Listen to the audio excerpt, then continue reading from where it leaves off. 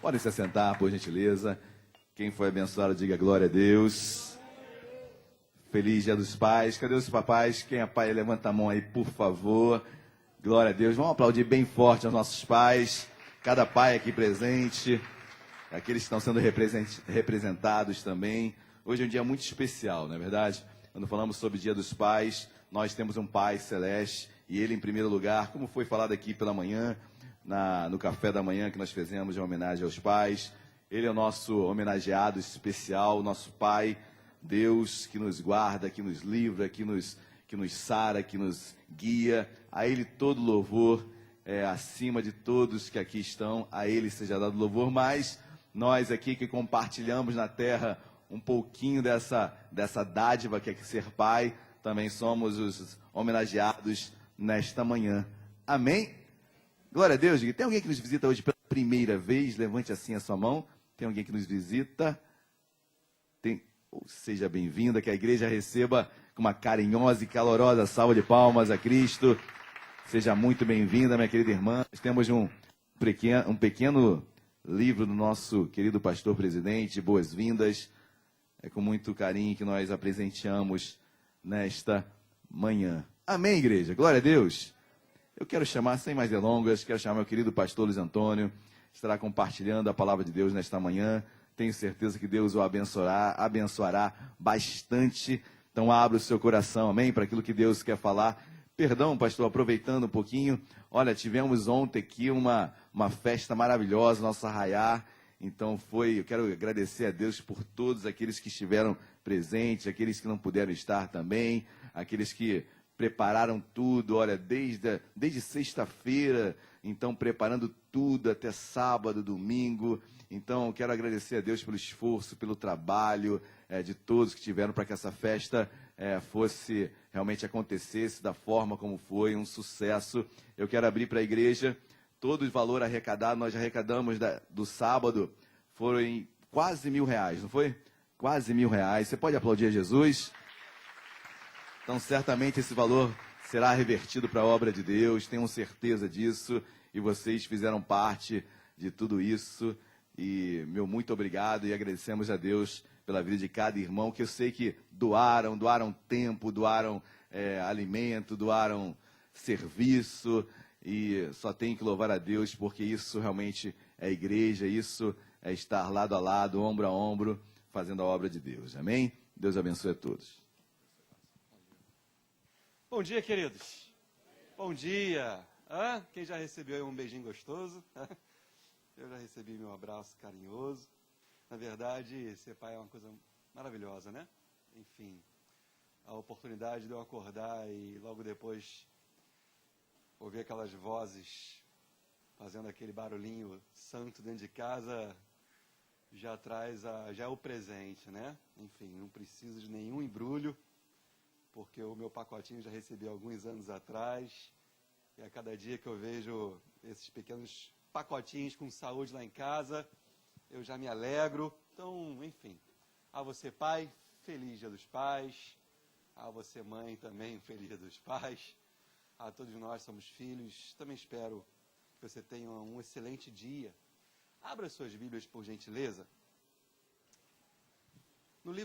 Na carta do apóstolo Paulo à igreja da Galácia, Gálatas, capítulo de número 4, é claro que o dia de hoje ele nos encoraja a pregarmos algo cujo título gira em torno de paternidade. Eu imagino que em 99,99999% das igrejas, nesse dia, alguma mensagem seja trazida que de alguma maneira, de alguma forma, fale daquilo que se chama paternidade, ou enfim, que sejam conselhos aos pais, ou que sejam um encorajamento aos pais, ou uma reflexão aos filhos.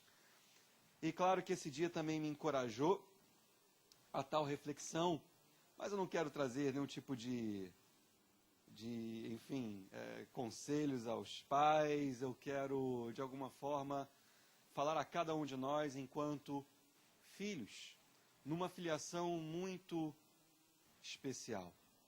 E isso é igual a cada um de nós. Todos nós somos filhos, e aqui já sabendo que pela manhã foi de alguma maneira citado, ou dito, ou ensinado na nossa relação com o Pai dos céus, o Pai celestial.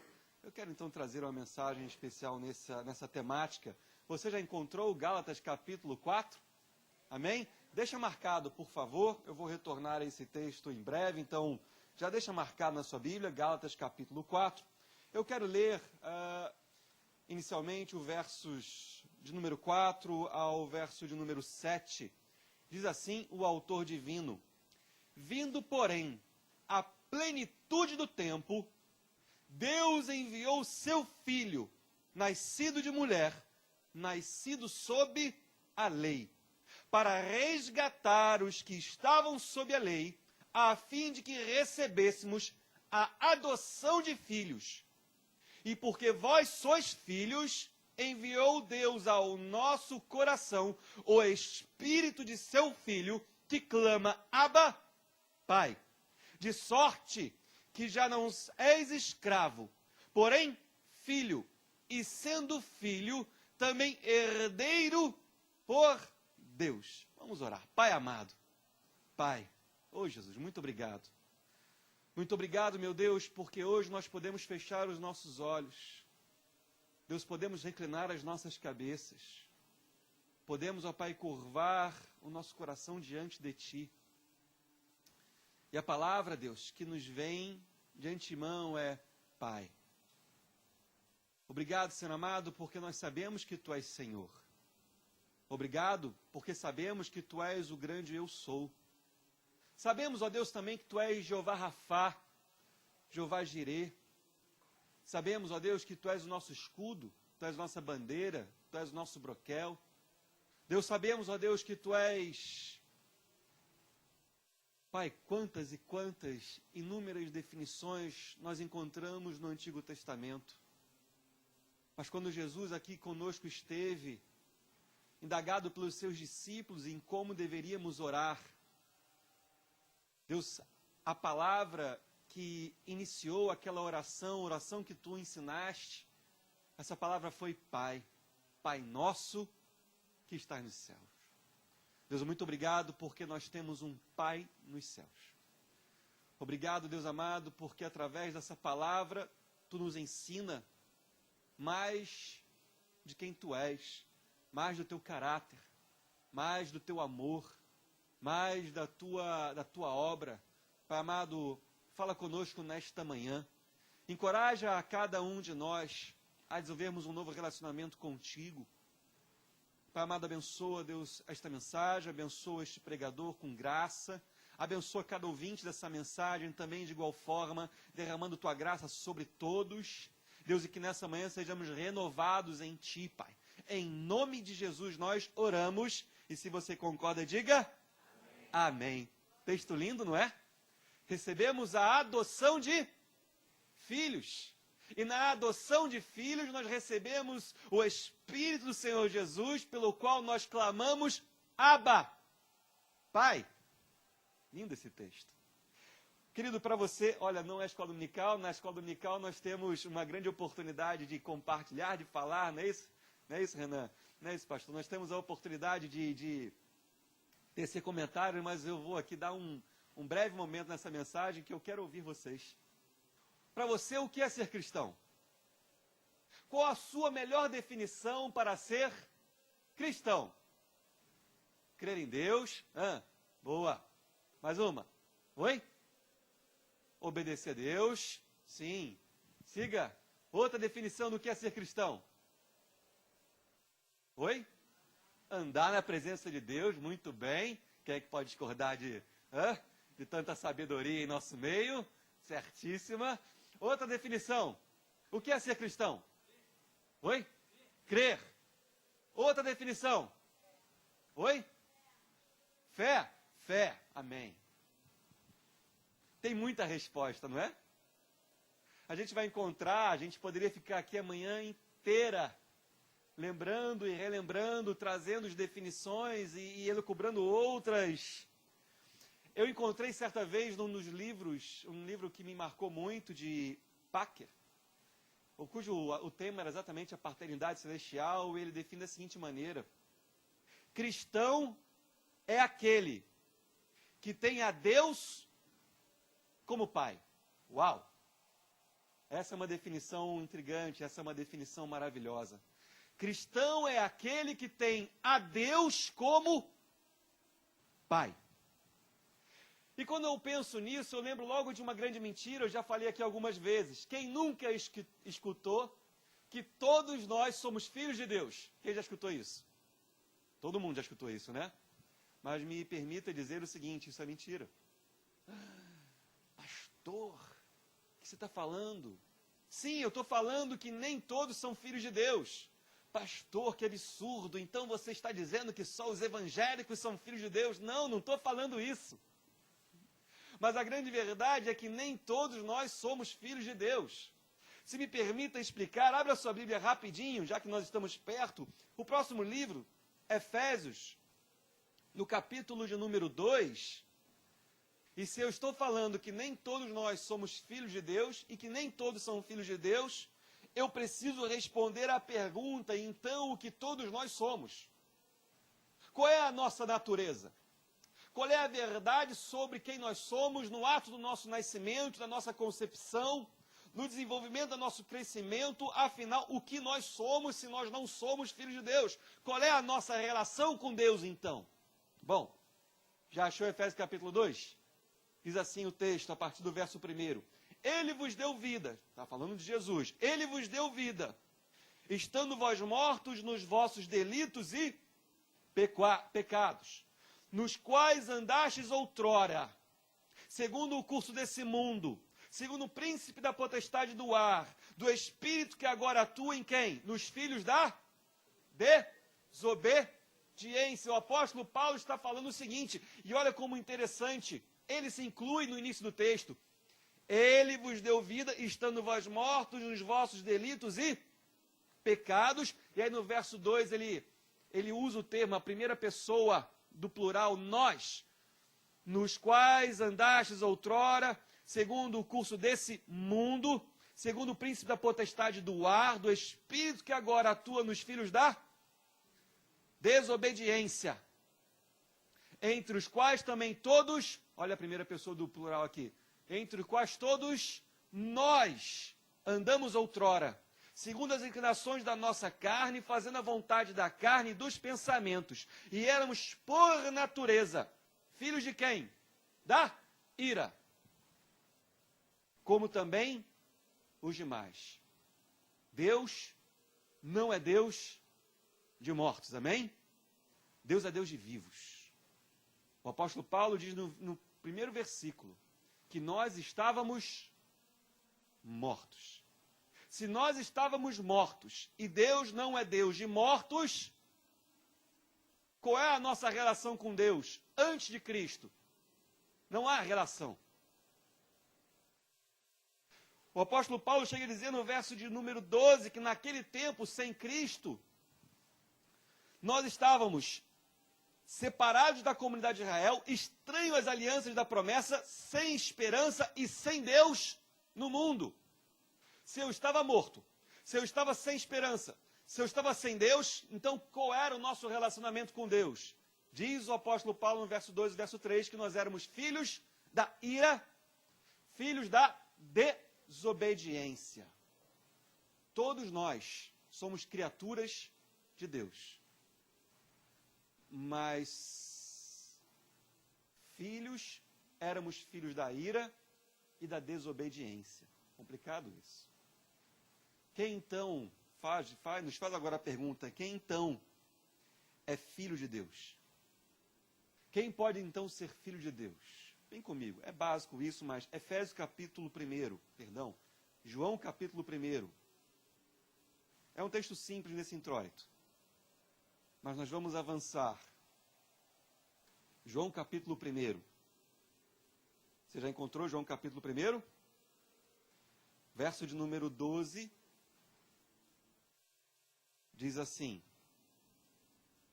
mas a todos quantos o receberam, e aqui está falando de Jesus Cristo, todos que receberam a Jesus Cristo, deu-lhes o poder de serem feitos filhos de Deus. Você é criatura de Deus, todos nós somos criaturas de Deus. Éramos por natureza filhos da ira e da desobediência. Estávamos sem Deus, sem esperança, separados da comunidade de Israel. Mas João ele é muito claro dizendo o seguinte: quem recebeu a Jesus, o Verbo de Deus, a luz do mundo, foi-lhes dado o poder de serem feitos, transformados em filhos de Deus. A saber, aos que creem no seu nome.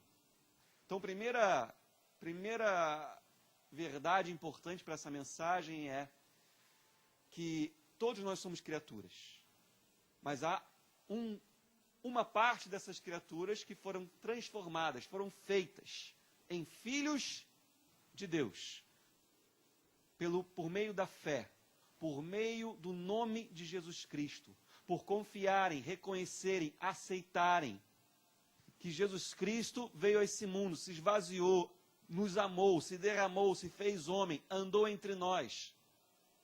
E aqueles que reconhecem, aceitam, declaram a Jesus como o único, suficiente Senhor e Salvador, foi-lhes dado o poder de serem feitos filhos de Deus. Mas olha que interessante, o verso 13 tem um complemento interessante para você. O verso 13 diz assim, os quais não nasceram do sangue, nem da vontade da carne, nem da vontade do homem, mas de Deus. Presta atenção, o Filho de Deus, ele não nasce do sangue. Um Filho de Deus, ele não nasce do amor entre um homem e uma mulher. Um Filho de Deus não nasce da ciência ali na proveta. Um Filho de Deus não nasce pela vontade, pelo querer, pelo amor, pelo desejo carnal entre o homem e a mulher. Um Filho de Deus, ele nasce de forma sobrenatural. Um Filho de Deus, ele nasce pela graça. Um Filho de Deus, ele nasce pela vontade do Pai. Ser Filho de Deus, então, não é um estado universal obtido por nascimento. Ser Filho de Deus é um dom sobrenatural. É algo que Deus lhe dá. Algo que você não pode adquirir. Algo que você não pode comprar. Algo que eu não mereço. Afinal, como diz a Bíblia, já lemos aqui, eu era estranho, afastado, longe, perdido, separado, morto diante de Deus. Mas Deus me amou. Deus chamou de tal maneira que enviou seu Filho unigênito. Olha que profundo isso. Olha que profundo isso. Quem é Jesus? Jesus é Filho unigênito. Unigênito significa que ele é o único gerado. Ele é o Filho verdadeiro. Jesus, enquanto entendemos na Trindade, Jesus ele participa da mesma matéria, da mesma essência divina. Ele não é algo criado. Jesus, ele é o próprio Deus, numa pessoa singular, particular, mas ele é a mesma essência. E a Bíblia chama ele de unigênito. Mas é muito interessante que Jesus ele se manifesta ao mundo também para nos fazer filhos. Agora Jesus tem irmãos, mas nós não somos filhos gerados. A Bíblia fala que nós recebemos a adoção de filhos. E porque nós recebemos a adoção de filhos, nós agora temos a Deus por Pai nos céus. Portanto, queridos, esse dom da filiação, o Deus se torna nosso, não por termos nascido, mas pelo novo nascimento. Preste atenção que certa vez um homem da sinagoga, ele procura Jesus e fala, Jesus, olha, como é que eu posso entrar no reino dos céus? Jesus fala assim, olha, você tem que nascer de novo. E aquele homem se confunde, como assim, Jesus? Já sendo eu grande, vou voltar para o ventre da minha mãe, vou nascer de novo? Não. Você tem que nascer pelo Espírito, você tem que nascer pela vontade do Pai, você tem que nascer pela palavra. Você precisa efetivamente do novo nascimento. Ser filho de Deus não significa, não sou filho de Deus porque nasci na carne, mas sou filho de Deus porque nasci no Espírito, pela vontade do Pai, num dom sobrenatural. Por isso você é filho de Deus. Filiação, a adoção como filho, é um dom da graça. Isso é manifestação da graça de Deus. Volta lá em Gálatas capítulo 4.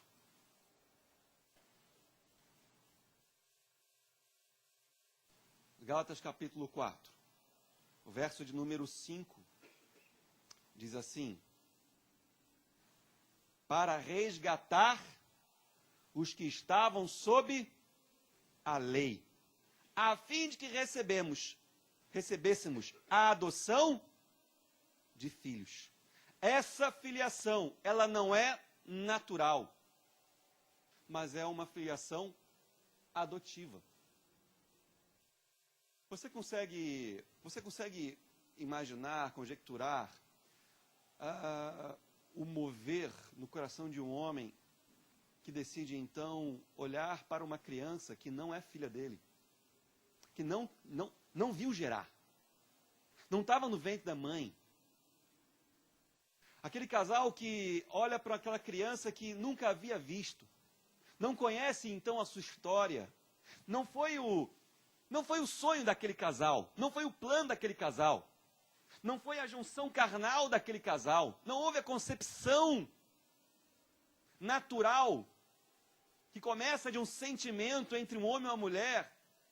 E então aquele casal olha aquela criança e decide da seguinte maneira: olha, você não fez nada para que eu te amasse, mas eu quero te amar, e eu vou te adotar como filho. Eu vou te colocar dentro da minha família. Eu vou te amar da mesma maneira que eu amo o meu filho. Eu vou te receber da mesma maneira que eu recebo ao meu filho. Você agora vai ser um comigo. Aquilo que é meu é teu, você agora é meu herdeiro. E você não fez nada por isso. Mas eu decidi te amar. É incrível isso, né? Eu realmente... Eu fico impactado quando conheço e vejo pessoas que decidiram adotar crianças. Eu falo, uau, realmente transcende a minha compreensão, os meus sentimentos, enfim, é interessante. Mas quando eu olho essa verdade natural no nosso meio, e existem casos assim, eu paro para olhar na minha relação com Deus. Porque, queridos, olha, como é a nossa relação com Deus sem Cristo? A Bíblia fala que nós estávamos destinados à danação. Danação é a perdição eterna. Nós, quando nascemos, nós já havia não uma predestinação, porque eu não creio em predestinação, no sentido de Deus me escolher para a morte ou Deus escolher para a vida. Eu entendo que pelo meu caminho, Deus já havia, desde a fundação, ou antes da fundação do século, determinado, ou seja, pré-determinado, que aqueles que não fossem seus filhos, aonde estariam? Eternamente separados dele, eternamente longe de Deus, sendo nesta vida carnal ou na sua essência espiritual, eternamente longe de Deus. Danação eterna. Quando eu nasci com um caminho à minha frente, longe de Deus. Morte eterna. Mas então Deus decide, porque Ele é amor. Ele decide me amar. Ele decide te amar. Ele decide dizer assim: eu vou mudar a tua história. Eu vou te fazer ser meu filho, eu vou te adotar, eu vou te abraçar, eu vou te acolher, eu vou cuidar de você, eu vou te honrar, eu vou te restaurar, eu vou te levantar, eu vou te limpar, eu vou te curar, eu vou te salvar. E no dia daquela morte, essa morte não virá sobre a tua vida. Mas isso teve um preço, o mesmo preço, ou na verdade um preço muito sobremodo excelente, muito maior. Se você não conhece, meu amado visitante, a história do povo de Israel, houve um tempo onde o povo era cativo no Egito. E Deus então decidiu, por amor, libertar aquele povo do Egito. Então Deus manda Moisés, o Moisés diz a Faraó, olha, chegou o tempo, acabou o tempo da escravidão, Deus mandou a gente embora, vai dar uma terra para a gente. E Faraó diz assim, não vai embora nada. Vocês são meus. Olha a disputa, hein? Covardia, né? Deus contra Faraó. Oh, meu Jesus. E aí vem uma praga, vem duas, vem três, vem quatro, e Faraó não solta, não vai. Aí depois de nona praga, o Faraó fincando o pé, não vou deixar.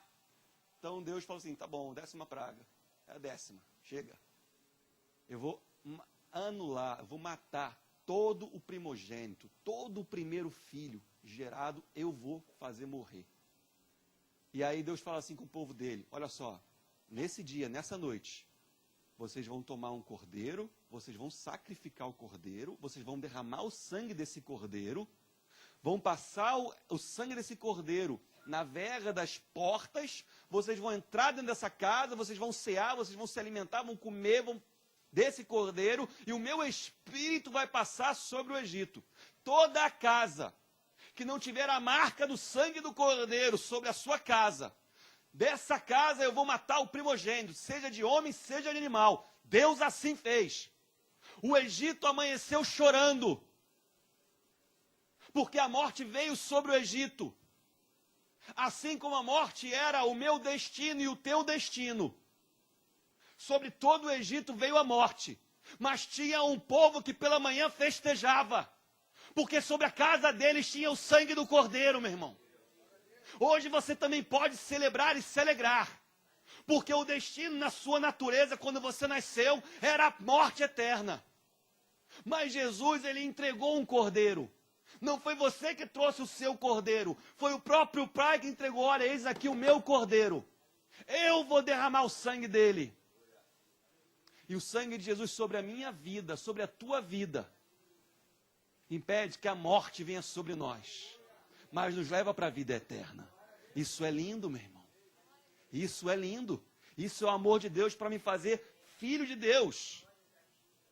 Oh, glória. Preste atenção, queridos, porque eu até me perdi aqui, meu irmão. Mas vai que está na benção, né? Eu me perco no esboço, mas o Espírito Santo não se perde não, gente. Glória a Deus por isso. Deus ama tanto aqueles a quem redimiu na cruz, que os fez filhos de Deus por adoção. O verso 7 diz assim, que ele nos fez de sorte que já não és escravo, porém filho, e sendo filho também herdeiros por Deus. Ele nos fez herdeiros para contemplar, para compartilhar da glória na qual Jesus, seu Filho unigênito, já entrou. Onde Jesus está agora? Diz a Bíblia que ele está à destra de Deus e que ele intercede por nós. E a Bíblia fala que você é herdeiro. Quando você nasce, o seu destino era a morte eterna. A sua verdade para hoje é que a gente aguarda neste tabernáculo, ou seja, neste momento, nesta passagem pela terra, a gente aguarda o dia que nós vamos entrar e nós vamos nos assentar na mesma posição em que Jesus está. Estaremos com Deus a eternidade, porque você é herdeiro de Deus. Se Jesus venceu a morte e você é herdeiro, você também vai vencer a morte. Se Jesus vive pela eternidade, você é herdeiro de Deus e você também vai viver a eternidade. Se Jesus é filho de Deus e você é herdeiro, você também é filho de Deus. E tudo aquilo que compete a Jesus, você também vai receber, não porque você mereça, mas porque Deus te deu pela graça.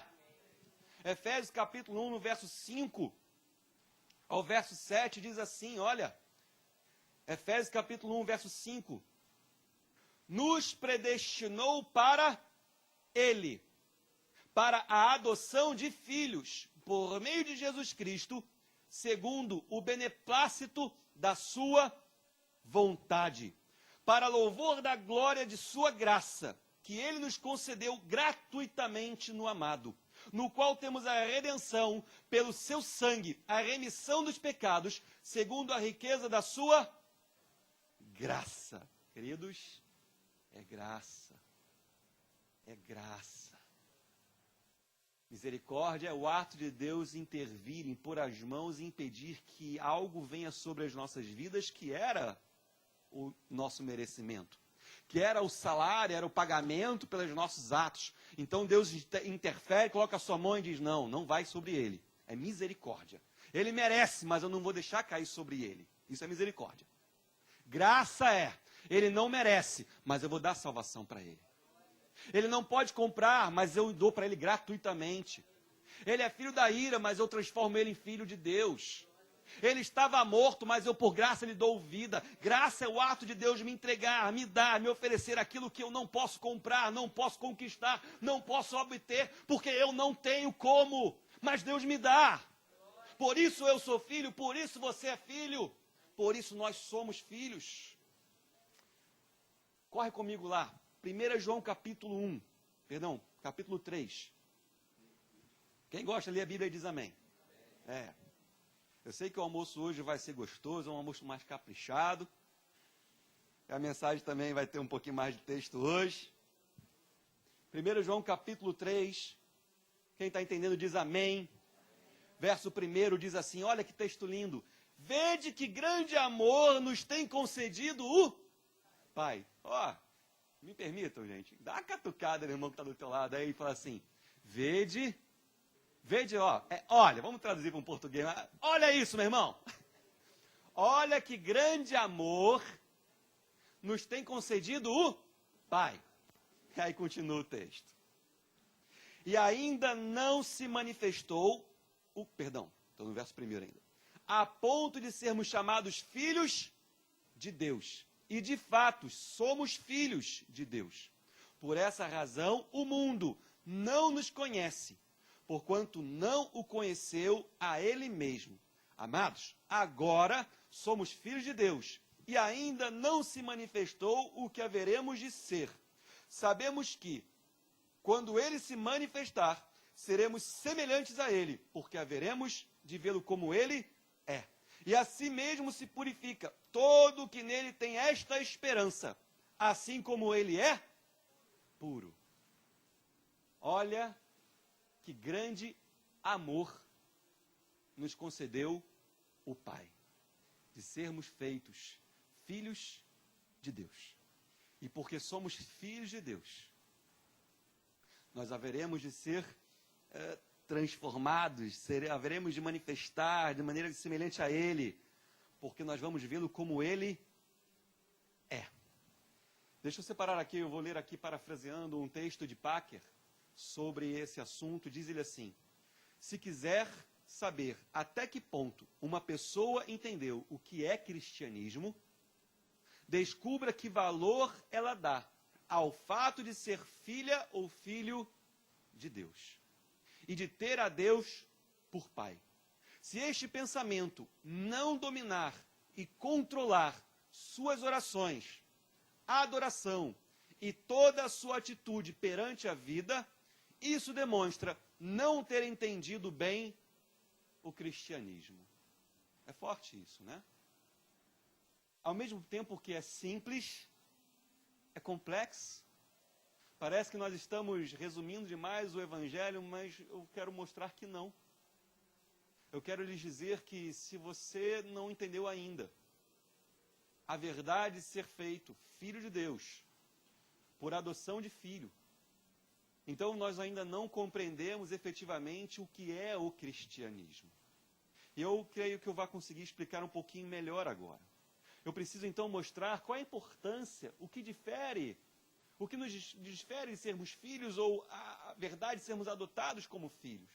Até aqui eu já mostrei que nós somos filhos de Deus, mas adotados. Há uma adoção, uma filiação por adoção. E qual a importância disso e o que eu quero então ensinar à igreja?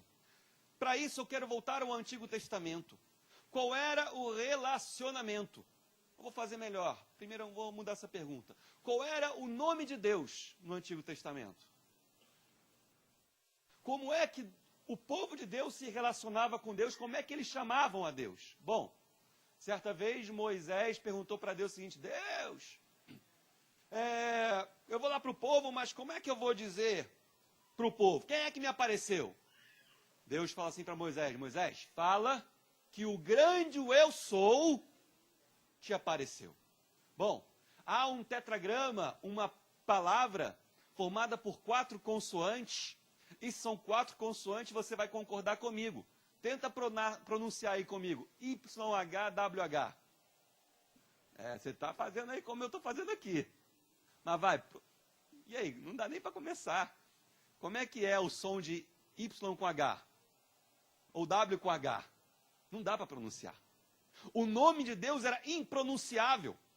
É muito curioso que quando um judeu, ao ler as Escrituras, chega ao termo que se refere a Deus, ele é obrigado a fazer um silêncio. Porque o Deus que se manifesta no Antigo Testamento, o seu nome, ele era impronunciável.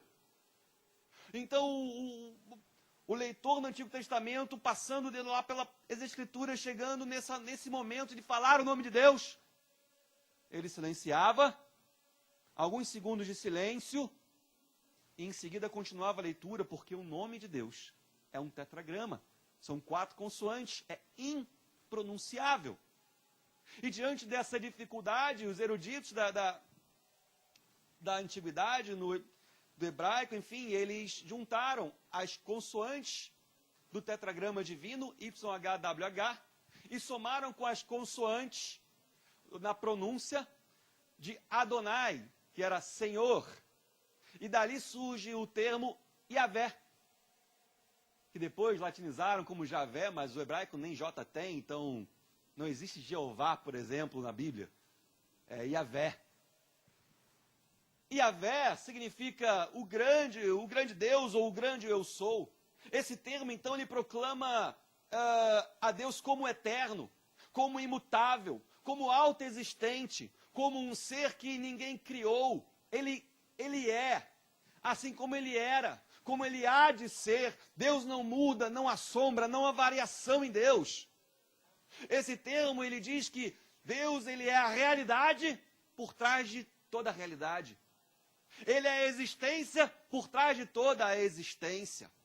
Ele é aquele que cria e que sustenta todas as coisas. Ele é o grande eu sou, criador de todas as coisas. Ele é aquele que existe independente de qualquer coisa fora dele próprio. Olha como o termo Yahvé vai declarar a sua natureza, a sua essência. Poderíamos aqui começar a elencar várias e várias palavras no Antigo Testamento na qual o povo se relacionava. Porque quando você vê Jeová Rafá significa cura. É o Deus que cura. Ou Yahvé Rafá. Deus que cura. O povo que precisava, que estava enfermo, precisava de cura, se relacionava com quem? Com Jeová Rafá. Aquele que precisava de alimentação, de provisão, ele adorava Yahvé Jireh. E na medida em que o povo tinha as suas necessidades, eles se relacionavam a Deus com determinadas palavras. Interessante isso, né? Olha como a relação com Deus no Antigo Testamento era uma relação pautada na natureza de Deus, naquilo que ele era, naquilo que ele provinha. E aí entra um aspecto muitíssimo interessante, porque esse nome revela o que Deus é em si mesmo, mas nada mostra do seu relacionamento com o seu povo. Mostra que Deus cura, mostra que Deus provê, mas não fala em profundidade do relacionamento de Deus com o seu povo.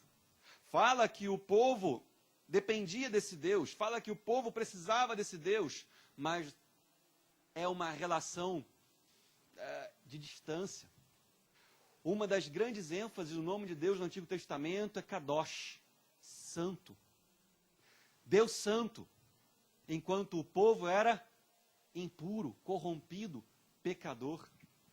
A verdade, a compreensão de que Deus era santo e de que o povo era pecador, colocava o povo numa distância de Deus intocável.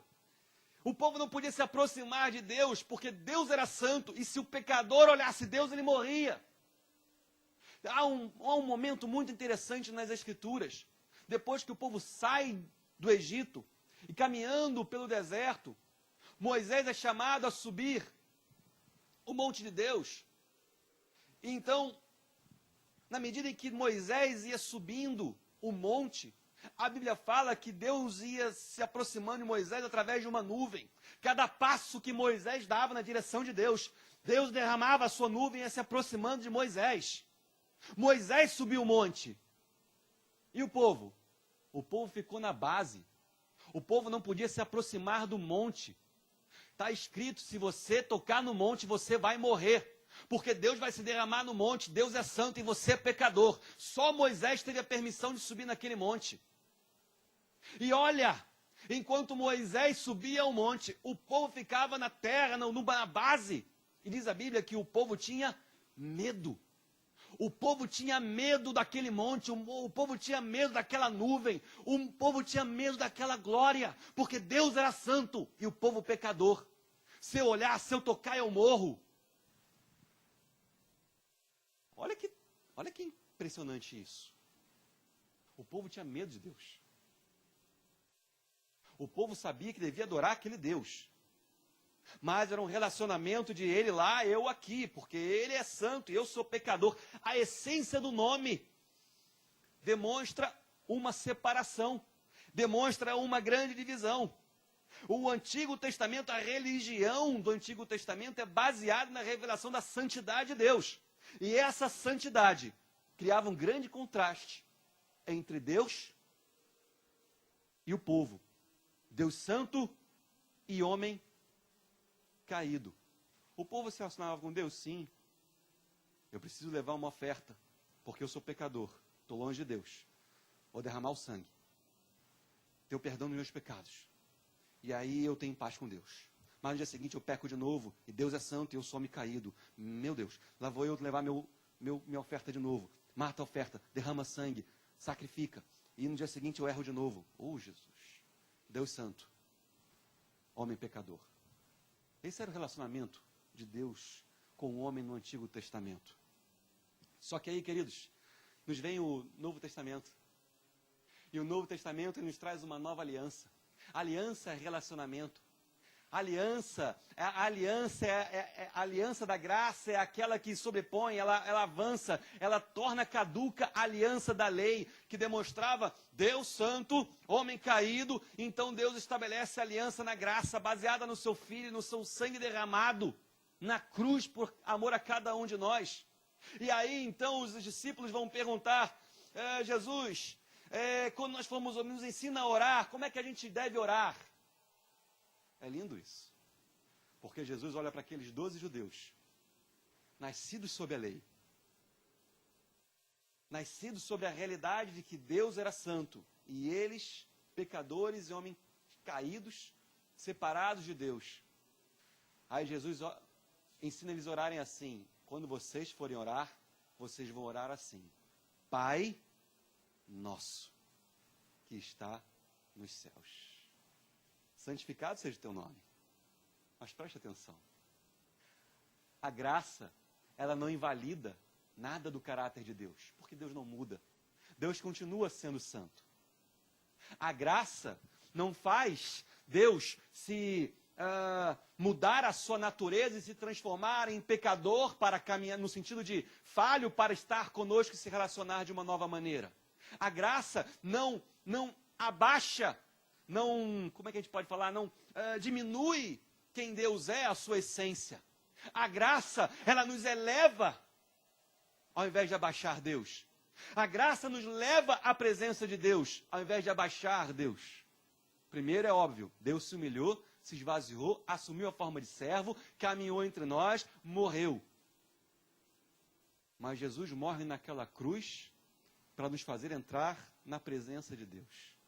Agora, nenhum sacerdote precisava mais ficar sacrificando dia após dia. Porque agora o Cordeiro Santo, perfeito, ele foi morto em nosso lugar. E o sangue dele vertido naquela cruz nos faz santos, inculpáveis e irrepreensíveis. A morte de Jesus nos torna filhos de Deus. A morte de Jesus nos leva à presença de Deus. A nossa relação agora com o Pai ou com Deus não é mais o o grande eu sou, ou o Jeová Jirê, ou o Jeová Rafá, ainda que tudo isso seja uma verdade para mim. Mas agora, quando você dobra o seu joelho, quando você inclina a sua cabeça, você fala assim: Pai, perdoa os meus pecados. Pai, abençoa a minha casa. Pai, sara a minha vida. Pai, liberta-me. Pai, cura-me. A palavra que você vai colocar é Pai. Porque agora esse termo Pai que Jesus tanto e tanto... Queridos, olha, como é que Jesus se relacionava com Deus? Como é que Jesus se relacionava com Deus? Você pode abrir a sua Bíblia e esmiuçar. Você só vai encontrar uma vez aonde Jesus vai se dirigir em oração a Deus e vai usar o termo Deus ou o termo Senhor.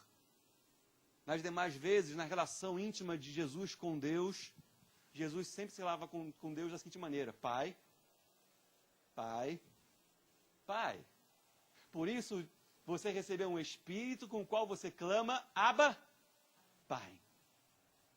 Porque o termo Pai, ele não fala mais da natureza, da essência de Deus. O termo Pai, ele fala do relacionamento desse Deus santo, desse Deus que cura, desse Deus provedor, com você que era escravo do pecado, mas Deus te fez filho por adoção. Pai declara que você tem alguém nos céus, que não apenas tem poder para fazer todas as coisas, mas alguém que tem o seu coração disposto em amor e graça, para derramar esse poder sobre a tua vida, para te abençoar. Uma coisa é você saber que no céu há um ser todo-poderoso. Isso é uma verdade. Mas uma outra verdade muito melhor é saber que esse Deus todo-poderoso, que detém todo o poder, que Ele está disposto, em amor e graça, a usar desse poder a meu favor, a me abençoar. Ainda que eu não seja merecedor, ainda que eu erre, ainda que eu peque, ainda que eu falhe, eu continuo sendo filho de Deus, porque Ele me ama. E esse Deus Todo-Poderoso, Ele está inclinado para ouvir as tuas orações. Porque Ele agora não é apenas, me perdoe, retira essa palavra. Ele não é o Deus Kadosh, ou Deus Santo. Ele continua sendo Deus Kadosh, Deus Santo, mas Ele agora é o meu Pai. E no poder dessa palavra Pai, eu entendo que eu sou filho. E se eu sou filho, eu tenho em mim características de verdades que competem a esse Pai.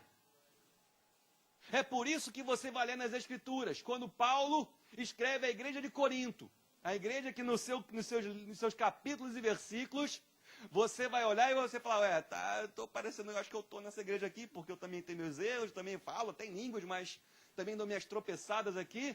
E como é que o apóstolo Paulo se dirige àquela igreja? No seu introito, ele diz assim: aos santos da igreja em Corinto. Como é que ele vai falar aos Filipenses, aos Colossenses? Enfim, agora não vou me lembrar com todas as cartas que ele escreve, da maneira como ele inicia, mas para várias, ele iniciava exatamente dessa maneira. Aos santos da igreja tal, aos santos da igreja tal. E para que ele está falando? Para homens e mulheres assim como nós, que por vezes falham no sentimento, falhamos no olhar, falhamos no pensamento, falhamos no falar, falhamos nas nossas considerações, nas nossas...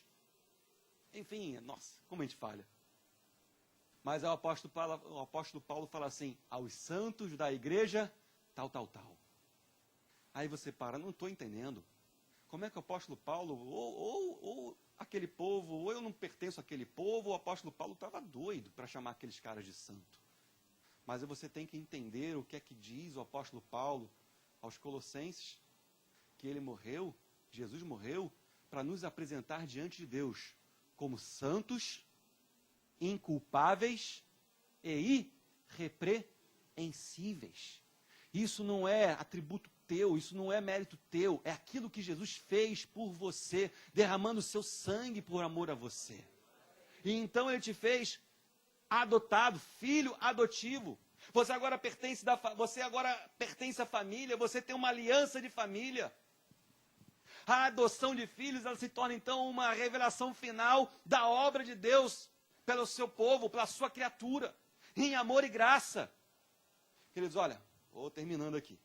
A ênfase do Novo Testamento não está agora na dificuldade ou no perigo de se aproximar com Deus.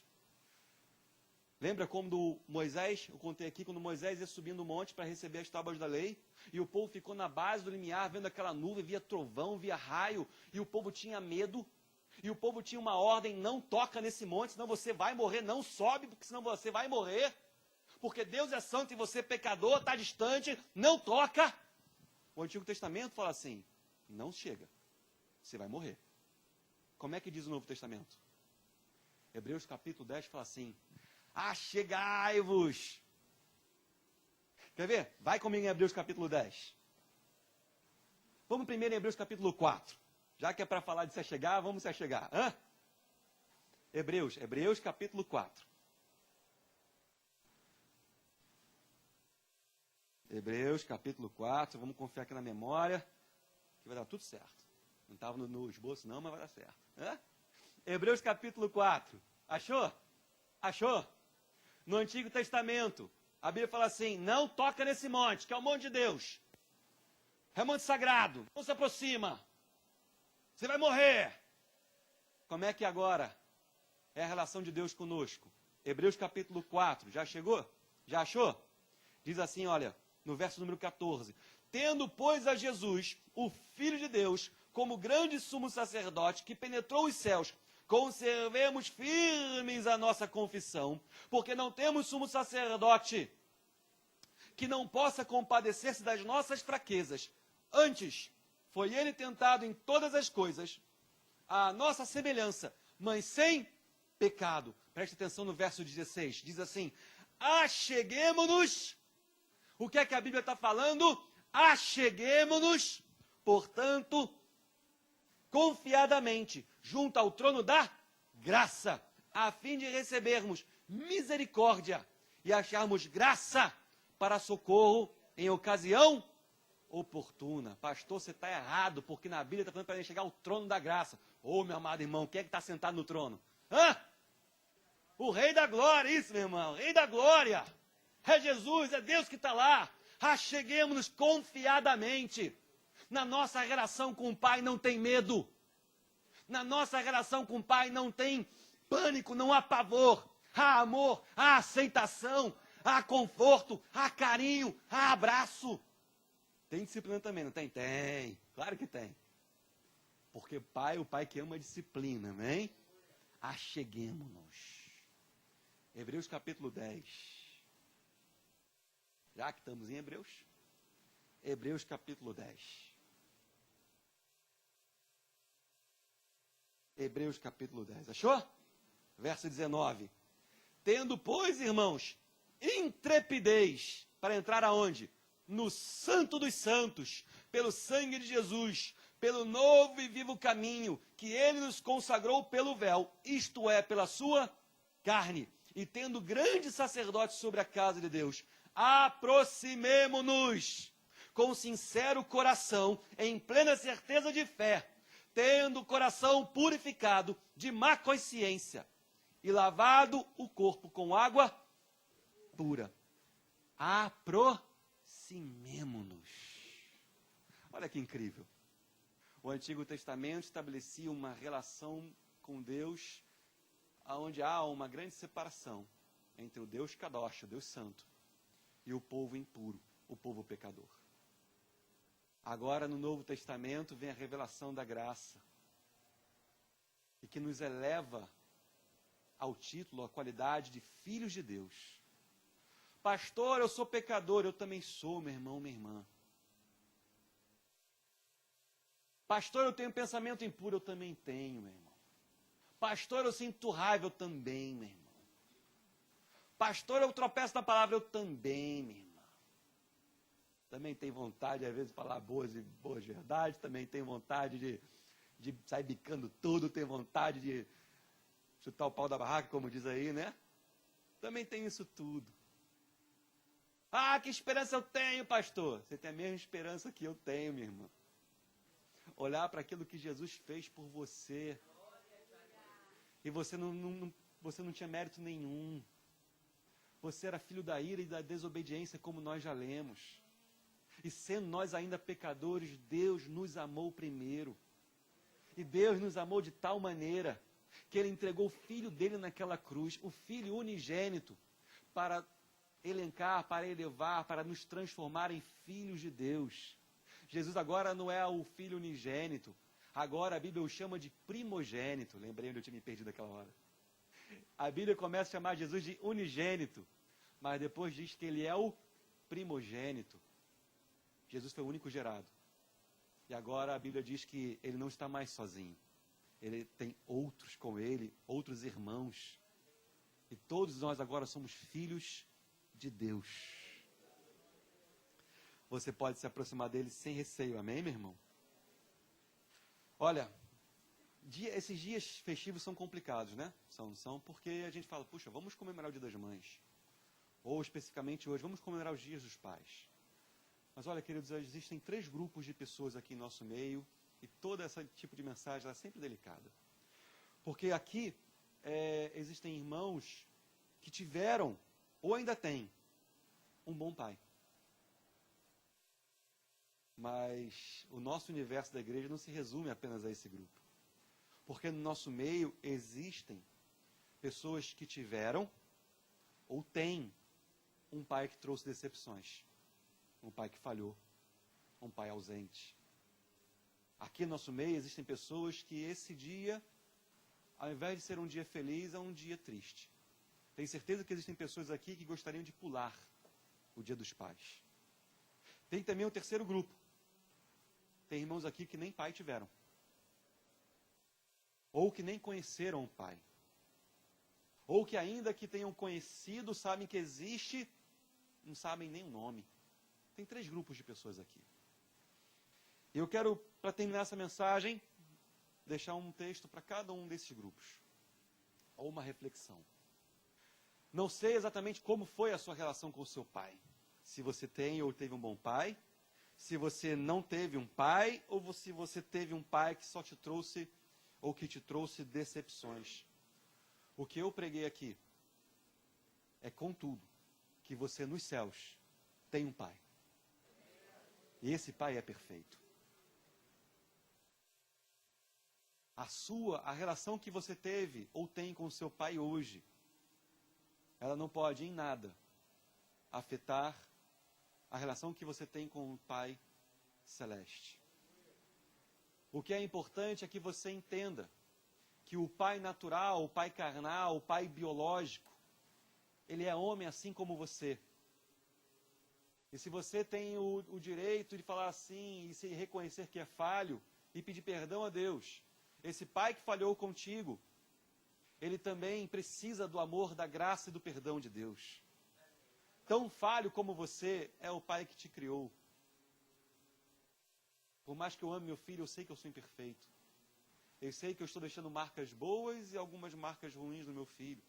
Espero que as boas sejam mais numerosas do que as ruins. Mas ainda assim eu tenho que ser consciente. Eu falho também.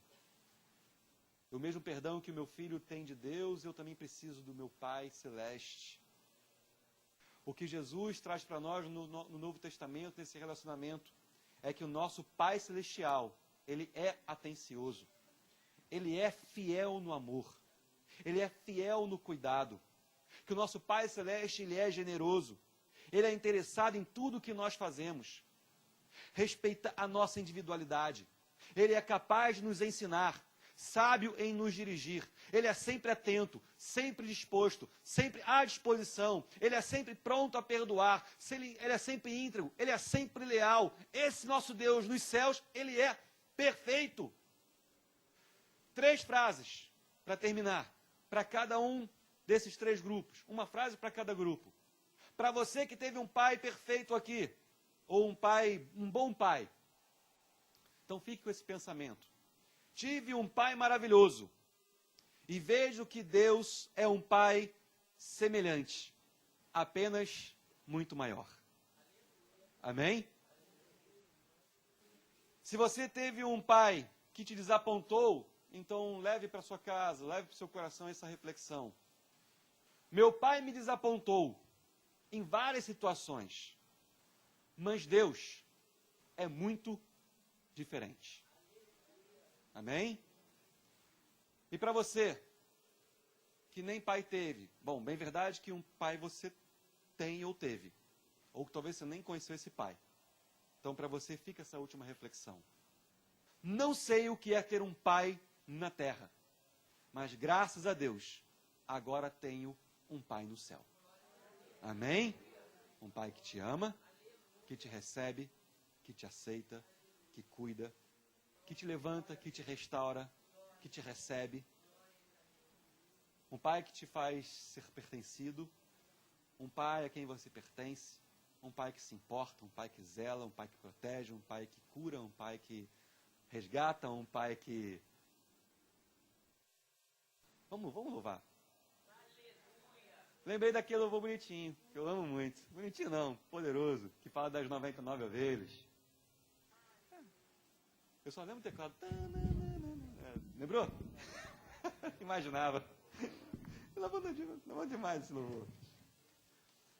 Que largará, que no larga 99 para me resgatar. Oh, impressionante. Eu não sei cantar, gente. Infinito ousado amor de Deus. Agora deu, né? Gente, eu boto o André em cada furada. Oi? Deu ele? Então vamos de novo. Vamos ficar de pé, queridos. Esse é o teu pai, amém? Confia no amor de Deus.